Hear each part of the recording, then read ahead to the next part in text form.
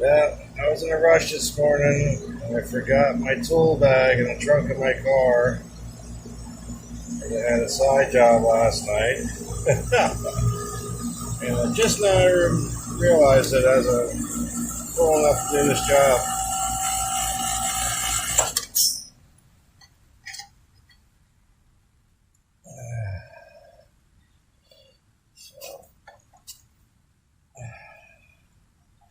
Chatterhead me. Still gotta get through this job though.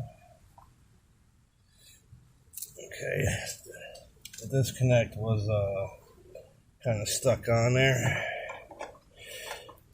And broke the handle off. So I just disconnected the low voltage. Turns the unit off.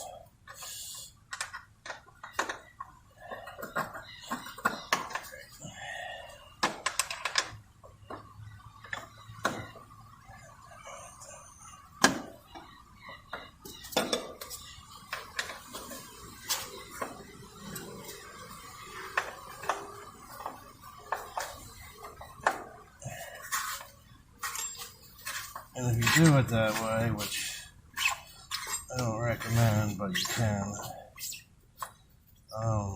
make sure you put the wire nut back on so you don't blow the fuse on the inside. It taps, the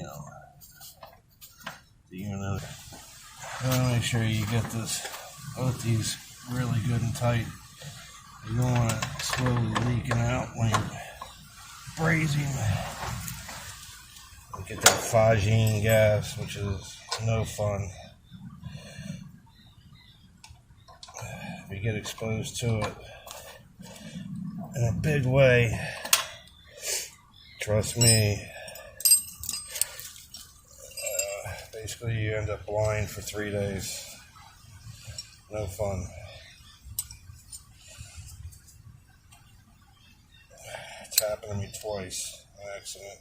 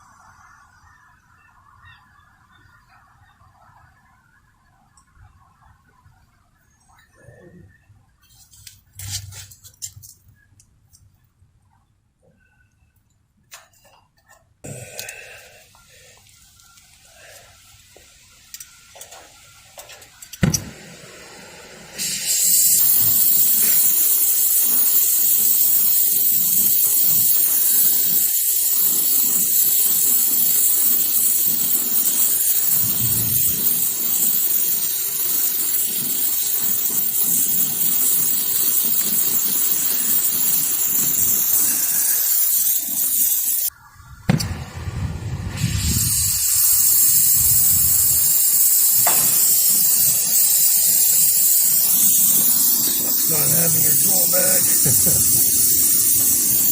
Improvise. Be careful, everything's hot.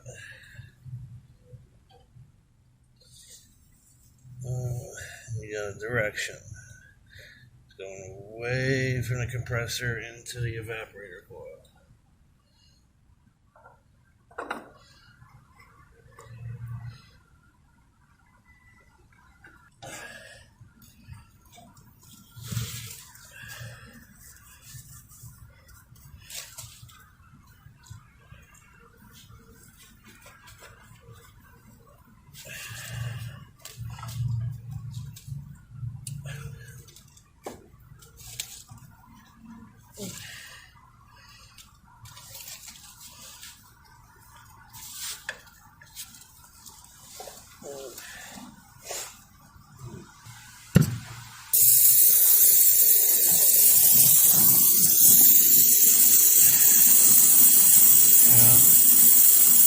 Paint does get burned a little bit. I do my very best to keep that from happening. Some people spray them with like lacquer when they're done, or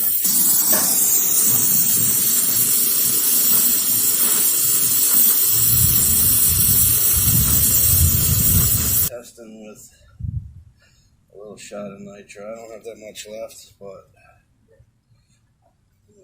it's only 2 little small 3/8 joints that I'm testing.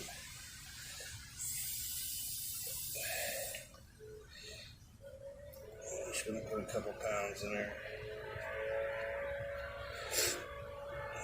Some people say, why are you wasting your time? Are you comfortable with your brazen joints? Yeah, the guy I work with, he never has leaks. But he's had 2 in the last 2 weeks, so it doesn't matter who you are, you get leaks.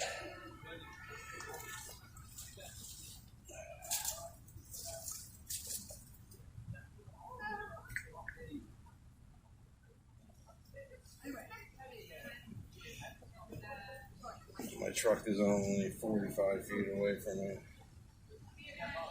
so it's not like it's far from me.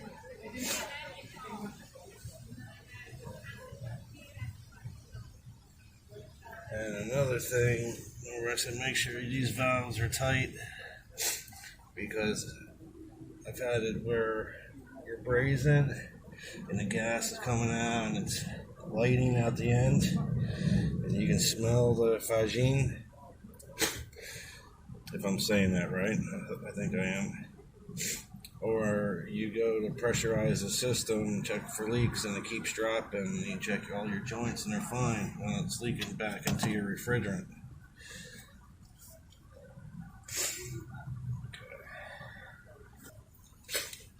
If you're not sure if you have a leak or not, don't try to bring it up to 120 psi looking for a leak.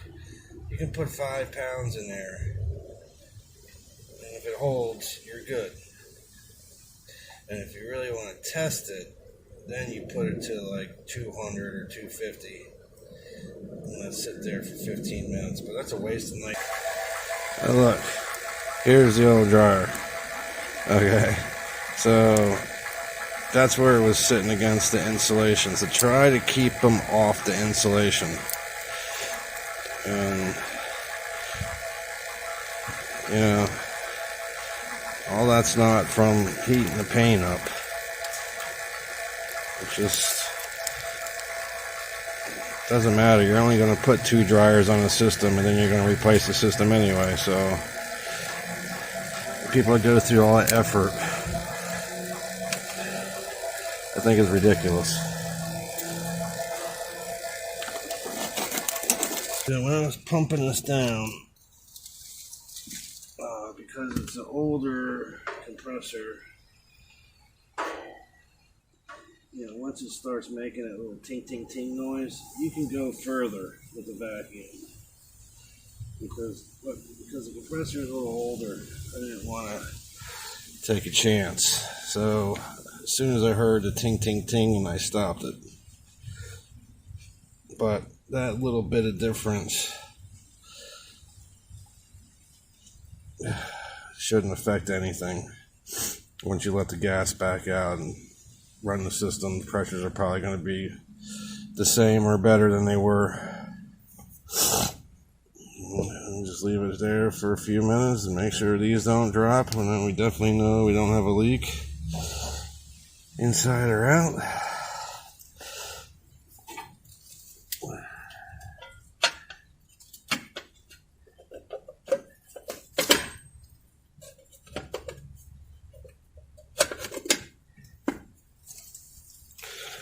And because you turn the unit off outside, the air handler's still calling for cool inside.